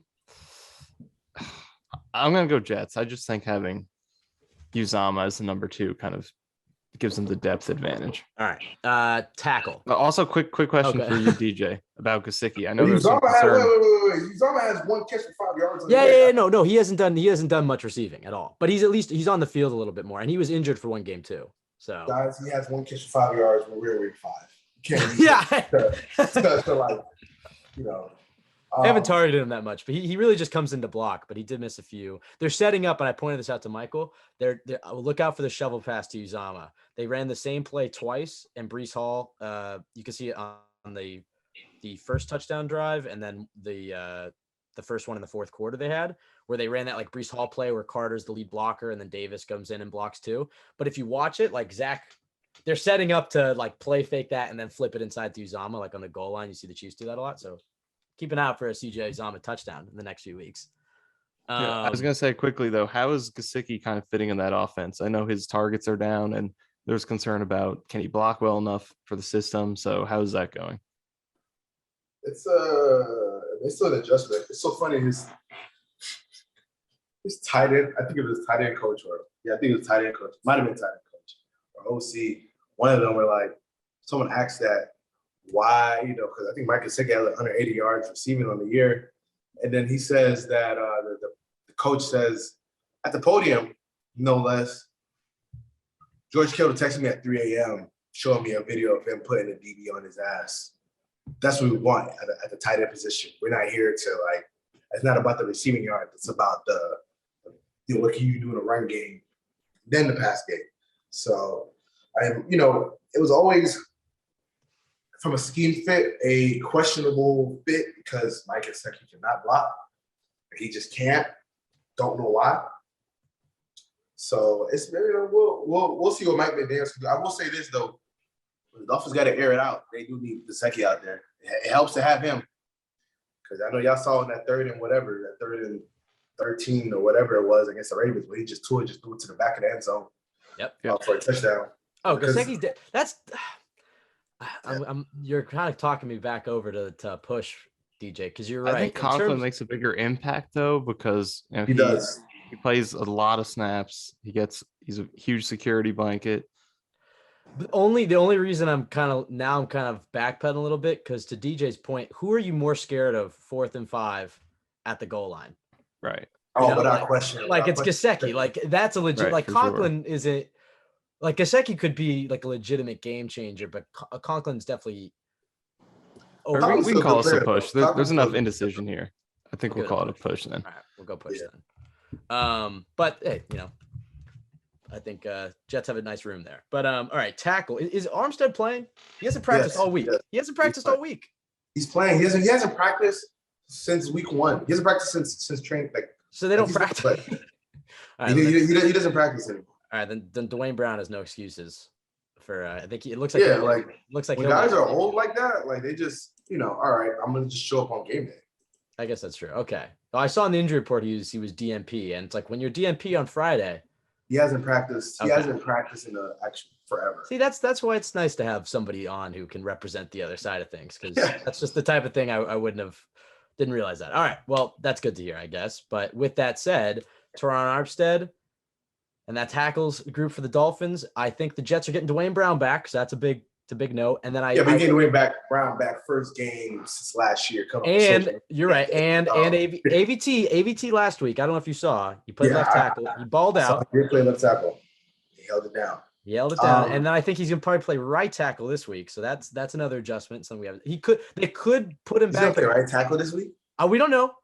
But the fact that they played him left tackle, it's like your best 5. I think they're going to play their best 5, and Herbig is a part of their best 5. So I think they'll play AVT at right tackle. But it could be one of those things where AVT only had started to work at left tackle as an emergency. He said that had been kind of in the works for a few weeks, and so he hasn't had enough reps at right tackle. Maybe it's possible that they just put AVT back at right guard, and then we're stuck with like McDermott or Remmers or Ogbuehi at right tackle. But my gut is telling me AVT's going to play right tackle, Brown plays left tackle, and they're putting Herbig at right guard. Michael, what do you think the Jets do? Not to get on a sidetrack, but I just think we haven't really heard enough of Remmers or Ogbuehi kind of getting reps over there to think that they're going to play. And I think Dwayne Brown has to play left tackle. So kind of feel like we're going to be stuck with McDermott, but hopefully not. Oh, so you don't think AVT will play right tackle? Yeah, I think he'll go back to right guard, and McDermott will start over there. That's just kind of what I think the signals are saying. All right, well, we'll see. That's some indecision there. I think it's certainly possible, but if they want to get their best five, the only reason they wouldn't do that is that they just don't feel that AVT. If AVT starts at right tackle and has another good game, they just got to put him in the All-Pro team right now. I think that's got to be unprecedented. He played right tackle at USC for a little bit, didn't he? Yes. We're getting off on I don't want to keep. DJ's got a nap to get to. Okay, sorry. Interior offensive line, Jets or Dolphins? Jets. Okay, I would say. The way Tomlinson's playing, I don't know. It depends where everybody's playing though. Let's just go push for the sake of this. Push, but who on the Dolphins is the Jet? Look, Lakin hasn't been amazing because he's been very bad. Let's be honest. Colin Williams, and Robert Hunt are respectable, and just like Governor is respectable. What you said, and Eichenberg's bad. You guys said Tomlinson's been bad, so there you have it. So that's why I say push. All right. So if AVT's in there, it's a Jets advantage, I think. So wait, so what do we say? We just don't know. What do we say for tackle? DJ, what'd you say for tackle again? You give it. It depends though, because you guys, it depends where AVT is. Okay, let's do this. So I would say that if AVT is at tackle, then I'm still giving Dolphins the edge because Armstead is phenomenal. Yeah. Right. And then you'd give him the edge at interior offensive line because AVT's not. I would just say push regardless. Okay. But I will say about Nate, somebody in the Phillies building that someone in that Philly building. I remember texting him one time over the summer. I was like, yeah, I mean, like he was saying like they're deep, O-line, D-line is really good. They're some of the best in the league. I'm like, yeah, I mean, like you guys were able to cut, Nate. Like Nate could probably, might be able to start for the Jets because he was talking about just how they had so much depth. Yeah. And how much talent they had. Like they couldn't even keep everybody. And he was like, he might? Oh, I hope he doesn't. That wouldn't be good for y'all. So that's what he said. How did you feel Herbig played, Michael? He was respectable in that first game, I thought. Yeah. And that, I don't totally disagree with that statement. I don't think he's the best backup guard in the world, but first game I think was all right. And playing next to McDermott and Mitchell, who didn't play that well in this game before his injury either. So like a struggling Mitchell and McDermott and McGovern next to him, who by the way, like I'm all aboard the Connor McGovern hate train. So anybody who wants to hop on, I just think that guy is look. Isn't he a Jets X Factor subscriber? Maybe we should. He bought one of our T-shirts. Okay, that's 2 years ago. Connor McGovern, I just feel like I was rewatching the All 22 last night of the Steelers game, and it's just like how many times he was bad in this game. I will give you that. How many times in the run game he was very, very bad in this? It's just whiffing on blocks and ended up on his butt and not picking up stunts, and it's just like, all right, he's not the worst center in the world, but it's just like. The Jets can do better there, so I hope they upgrade that spot. All right, so I'm getting off on the tangent here. I guess the offensive line was a bit of a Should we do whole offensive line as a unit? We spent too much in the O line. I would let's just go D line. Let's just switch here. All right, defensive line. I think this one goes to the Jets. For sure. All right, linebacking though, I would probably go with the Dolphins. Wash. I think Wash. Wash. Okay. Jermaine Baker. And Roberts and whoever. No, it's a wash, bro. It's a wash. All right, and if anything, I would lean towards Jets because of CJ. Like it's a wash. Yeah, CJ in the run game. Quan has been unbelievable. Yeah. I can't believe they got him off the scrap heap. I mean, Quan has been unbelievable. And I was even texting Michael last night that I wonder when Quincy comes back in those nickel packages. I almost kind of want to see Quan and Quincy as the pass coverage linebackers and have CJ as more of like the first and second down guy. But that's a question for Quincy when Quincy returns. All right. Corners. I think it's Jets right now, clearly. Yeah, I believe Jets. Yeah, there we go. Saw the numbers. The numbers don't lie. Even though the Dolphins other corner, the undrafted guy, he's been playing well. I mean, I don't like PFF grades, but apparently he had a really high PFF grade. I don't rely on PFF grades, but I actually don't like using them. That's a better word. But apparently they had McDermott higher than AVT in the Steelers game, so that's all we need to know. Their grades are based like the people that do their grades aren't actually like the people that are like the main faces of PFF. It's like unpaid volunteer people. And Michael had a fantastic point in our like Jets X Factor Slack about why you shouldn't trust PFF. Michael, I'll give you the floor here. What was your point, your reasoning of why the PFF is so dumb? And you had No, the I numbers. mean, just like the math of it is interesting because like these grades come out the next day under 24 hours, and you're talking about 22 players on the field every play, 70 plus plays on each side. How many thousands of plays that is you have to grade. So when you boil it all down, it's like, yeah, for each individual player, that would be like taking 20 seconds per play if you're doing it nonstop for 20 to hours. grade So every like, single player. that is not happening. So they're either skipping plays or they're literally just running through and just going like, all right, grade, grade, grade with like no nuance to watching it. Yeah. And then there's the fact you don't know the scheme. You don't know if the people doing them actually, know ball. So there's a lot of uncertainty with the accuracy. Yeah. So PFF is only useful when it's a positive Jets grade. All right. Safety. That's true. So we don't even got to discuss that. All right. You know what? We'll throw in specials. Who do you think's better on specials here? Jets have got consistent. Freedom and Zerline have been turning it up. Special teams is better because the offense special teams is their kicking game has been fine. Like their field goal game, but kickoff return hasn't been good. We got Braxton. You guys got Braxton. The Dolphins have given him a kickoff return for a touchdown week 2. So like, I would lean towards y'all. All right. So the Jets, you gave the Jets running back, defensive line, corner, and special teams. We gave the Dolphins quarterback, receiver. I gave them offensive tackle. We just did I separated them. So quarterback, receiver, offensive tackle, safety, and then push at tight end and interior offensive line. I think the offensive line one is, I think you can make an argument for the Jets on one of those offensive line. If you put AVT at a guard, you could give the Jets interior offensive line. But I think this game, and I think this is a nice segue into the predictions. And then DJ will let you get out of here. You've been so gracious with your time. No problem. I think this should be a close game. I think it will be too. I think this Jets team is going to come out fired up. They had a legitimate win. Like the Browns game, like they legitimately had to recover an onside kick and drive the length of the field and pick off Brissett. Like they had to do some legitimate things to win that game. But there was a sense of like, okay, that was a bit of a fluke. Like that shouldn't have happened. This was a legitimate comeback win against the Steelers. They earned every single yard that they got. I think that win gave them a lot of confidence. I think that win gave Zach a lot of confidence for sure. Like that can't be understated. Some of the things that he was doing in that fourth quarter, from even the growth that he had from the first quarter to the fourth quarter, like the same concepts, like you saw in-game growth, which I don't think you've seen from him before. So the Jets come in with a ton of momentum. The Dolphins are on their back foot a little bit, limping through some injuries without their starting quarterback. And the only thing I'll caution Jets fans, the Dolphins have played like the better team.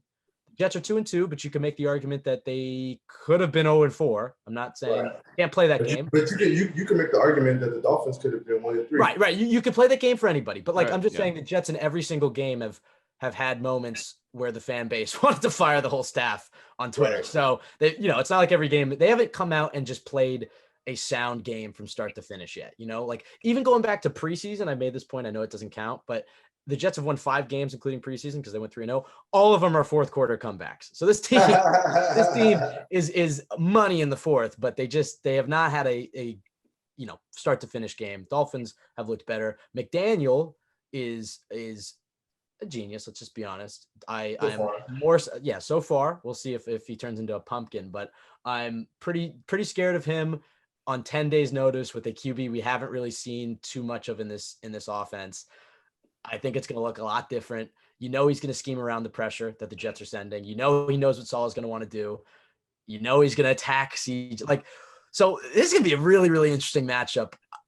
I always ask Michael for 2 predictions. DJ, I'll ask you for this. I want one random prediction. It could be anything. It could be a few things. It could be that Tyreek Hill scores a 50-yard touchdown. It could be whatever. You could give a few of them. Just different predictions, random shit. And then I want your final score prediction, who you think wins. I think Sauce gets his first interception. Yeah, there we go. But I still have the Dolphins winning because not because this has been to football. So has more to do with gambling. So stay with me. For whatever reason, I don't know why I can't explain this. I'm not, for whatever reason, whenever the backup quarterback starts that first game, they always cover this. They usually, it's a high number. They cover the spread. Yeah. I don't know why. I don't know why. Like, I knew there was something wrong about this. Like, it doesn't make any sense when Tim Boyle for the Detroit Lions last year covered. Tim Boyle threw 11 interceptions, 1 touchdown in his college career. I don't have an NFL anyway. I was able to still cover. Who's his dad? You know what I'm saying? And last week you had Brian Hoyer getting 10 points. They were able to cover against the Packers, against Aaron Rodgers and that crew. I don't know what it is. I think like a little bit of surprise. You guys can attest to this too. Like when the backup quarterback goes out there, like the power of no film, how you can really keep teams off balance. Like we saw last year, Mike White against the Bengals, like they won outright. Like obviously covered, they won outright. Or even early this year, Cooper Rush against the Bengals, they won outright. The list goes on and on and on. Like I remember Colt McCoy last year against the Rams. They beat the dog shit out of the Rams. And Kyler Murray was out for a game to keep them unbeaten. I don't know what it is when you go with the undrafted, you go with the quarterback that the teams haven't seen. Like you, for whatever reason, finally have success. So I'm still going with my Dolphins. I just need Tua to get back. Hopefully he can be back against the Vikings. I ain't trying to shoot too much of Teddy. So yeah. I was trying to look up, have we gotten a Teddy Bridgewater versus Saleh matchup ever? I just looked up last year with Denver. Last year, Denver. Oh, yeah. Look at me. All right, there we go. Yeah, right. But I can't use that again. I can't use that for Teddy's advantage or Saleh's advantage, disadvantage. Because like Saleh was playing one hand behind, not one hand. Right, but you know when you see you kind of know his tendencies and how he plays against like cover two, and so he's That's a little awesome. less of an unknown. But I completely agree that it's scary. I would not be surprised if Teddy has a good game. I do think that the Jets will keep it competitive. And I'm not saying that they're going to lose. Yeah, I'm just saying that like What's going to happen? What do you think will happen? I think Who's until the Jets prove Okay. the Jets prove that they can win these types of games, it's too much homerism for me to just pick them in this game. Now I'll say this: the Jets very well could win this game, and you can make the argument they should win this game. Backup quarterback, first division of the season, at home, a roaring, like you can make all those arguments. And there's a real part of me that has a good feeling about the Sunday, but I'm not going to pick the Jets until they do it, until they can prove they can win after a win. I don't think they put together consecutive wins since that like 3-game stretch with Gase against like the terrible Giants. 2020, we had that awesome 2-game win streak. Sorry. The back-to-back games where we screwed our draft position against back-to-back wins that matter. Let's say that. Yeah. So I think the Jets will come out of here motivated. I think they're going to play a really good game. I think Zach is going to have a good one. I think fans have to put things in perspective though. Like if things aren't going perfectly, to not be booing the team off the field in the second quarter. But like, yeah, I get it. Like fans, how many times as a Jets fans have we shown up to MetLife pumped for a big game, whether it's a home opener or a season opener, or like in response to a big win? Like I bought Bengals tickets the day of the game and went by myself because I was like, I don't want to be there for this game.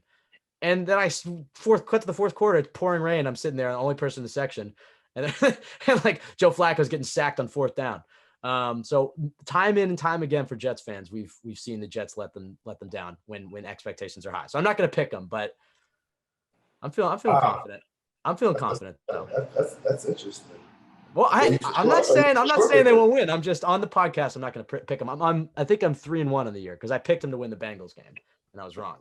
So I'm learning from my lesson. I'm not going to pick them after a win just because they won the last week. I think I'm 2-2. I picked the last 2 games they'd win and that they'd lose the first 2. I'm going to kind of follow up what you said. I think. Come on, Michael. Come on, no, go for it, Michael. Come on. I can't do it. I can't do it. I was sitting with you at that Ravens game, and you took the picture of me looking depressed over there. I just can't Can't do it. I just can't predict until I'm confident. If DJ, they do you win have- this game, maybe I'll be able to pick more wins going forward. Do you have any advice to Michael for how he should watch games in the future? Because the man for 3 hours on Sundays is. So what? What's that? Do you have any advice on how he should be taking in games? Because it's almost unhealthy. And like I've been through this too. And I think I'm handling the losses a little bit better now. But it was like, what was it, Michael? It was like the second quarter, and we were sitting next to each other in the Ravens game. And I don't think Michael said a word for like an hour and a half. Like, he was just pissed. I'm the wrong person to ask that, because when Tua almost died on the football field, I died also. So like, I don't know. I mean, I couldn't. That's pretty scary though. Yeah, I was. So I mean, I couldn't even like, I was watching that game in disbelief. I was just like, wow. Like when Teddy threw that 65-yard pass to Tyreek Hill, I'm talking about, I didn't even say, let's go. I watched it, blinked, continued blinking, and just sat there. So yeah, man, I'm the wrong person to ask about that, because I'm always invested. If my team winning, I'm happy. They losing, I'm invested, but I'm saying like during the game, I'm just like, I don't know. I like to avoid the reactions. You know what I mean? Like I kind of want to take in the game. Let's see what happens. Because it'll be like the first quarter, and it, like we could be like 2 drives in. It'll be like Zach is off. I'm not saying that's what Zach. That's not what Michael said. But like, it's not just him. Like I see lots of Jets fans. Like they just jump to these huge conclusions after like 4 minutes. That's just how it is, though. Like once it's over, I dial back, and we come on here and we cool our Jets, to use the name of the podcast, and just kind of digest it all. But while we're watching it and you're in that, it's so hard to not be invested. Hey, I'm talking like I'm grown here, but I told that story last week where it was like the 2019 Jets Bengals, and it was like a pretty much a meaningless game, but they had won those 3 games in a row, so it was like, all right, well if they win this, they can kind of climb back into playoff contention. And it was like 3rd and 15, and they ran a halfback draw with Le'Veon Bell, and he got it. And I was like, let's go. I was losing my mind. And then it was like holding Alex Lewis or whatever. They call it back. And I was just sitting there, and I was in the kitchen, and I didn't mean to really do this, but I got so mad. There was an apple on the table, and I think I just meant to like kind of throw it on the ground or something. Because I was like, fuck. And I grabbed it and I threw it. And it was very, very Zach Wilson to me. It sailed on me, and it just shattered this like giant glass hutch, like mirror thing. Like completely shattered it. It was not a good moment. So from that moment, I think I've gotten better at handling the losses. But no, I lose my shit at Jets games. Don't get me wrong. Good. DJ, it's been awesome having you on, man. I always enjoy having you. Everybody knows where to follow you. I think anybody who listens to this pod already follows you. You know what? You want to hear the biggest honor and the biggest compliment I can pay you, DJ? I still have your tweet notifications on, even though you're tweeting about the Texans. I don't know. Crazy. That means you've seen a lot of. I've seen a lot. I feel like I know a lot about the Texans. Now, maybe I'm just too lazy to turn off the tweet notifications, but I enjoy seeing the notification DJ Bien-Aime tweeted. But we miss you, man. We definitely miss you. I mean, I miss Jet fans for sure. Like, they're a lot more entertained than Texans fans. Texans fans right now are trying to convince them. Like, I know for a fact Jet fans. I don't know. I don't know if Jet fans would try to trick themselves into quarterback like Davis Mills. I'm not 110% sure, but Texas fans, like, I don't want to use the word checked out because they attack me for saying checked out, but they're just not as in tune right now. Not in tune, they're in tune, but they're just not active online. Yeah, just Twitter makes the job fun at times. Hey, I think we're undefeated in Pepsi Rookie of the Week nominations. Every time there's a Jet up there, we win, even if they don't deserve. Like Breece Hall, he scored the game winner, and I thought he had a good game. He definitely didn't deserve that. He didn't went to Damian Pierce. Yeah, he did not deserve it over Pierce. But we just got better fans. I don't know. That's on you, DJ. You got to hype them up. No. We're Jets. I just realized that I should have known that I would have probably. To be honest, I probably tweeted out like I only would have hurt Damian because, Jets fans. Yeah, that's true. It's sort of like, oh shit, let's make sure Breece wins. So yeah, so we can piss off DJ. All right, well, DJ, I enjoy your nap. You know what? Anybody who listens to this pod already follows you, but your Twitter, and I'm trying to pull it up here. Top of my, I think it's just your name, right? Is there any? Yeah, all right. It's DJ Bien-Aime. You can find him on there. He's doing great things. You don't even want to call him a rising star anymore. He's already a star. DJ, you've made it. Don't forget us. Don't forget us when I turn on the NFL Countdown and I see you breaking down. I won't. If I still follow you now. All right, that's true. That's true. Hey, we'll be hitting you up for these Dolphins games. Oh man, I am not looking forward to it. I'm excited for Sunday. Who the Texans play? Who do you have to play? The Jaguars. So do you have to like not pay attention at all to the Dolphins game when you're working? I always pay attention. Okay, so is there like a TV in the press box where you're kind of like can peek? So the Ravens game, that game started before the Broncos game. So I was watching that game at my hotel room on my laptop, and then like I finished it in the press box because they had it on the NFL game day, or they had it on Red Zone or whatever. Right. So I watched that. I checked the updates from the Patriots game just on my phone. Because the Texans were in a shootout themselves.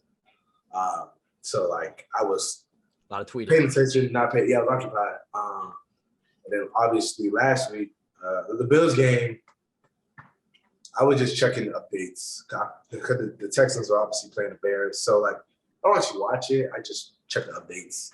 And I just rewatch it later. But the Bills game, I for sure. If it's a close game, I for sure pull up the stream. Like last year, I paid a lot more attention towards the end because the Dolphins were coming back into the picture, and a lot of Jets games were blowouts.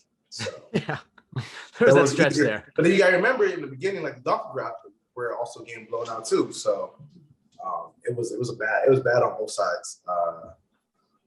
So it's interesting. I remember when they played the Giants.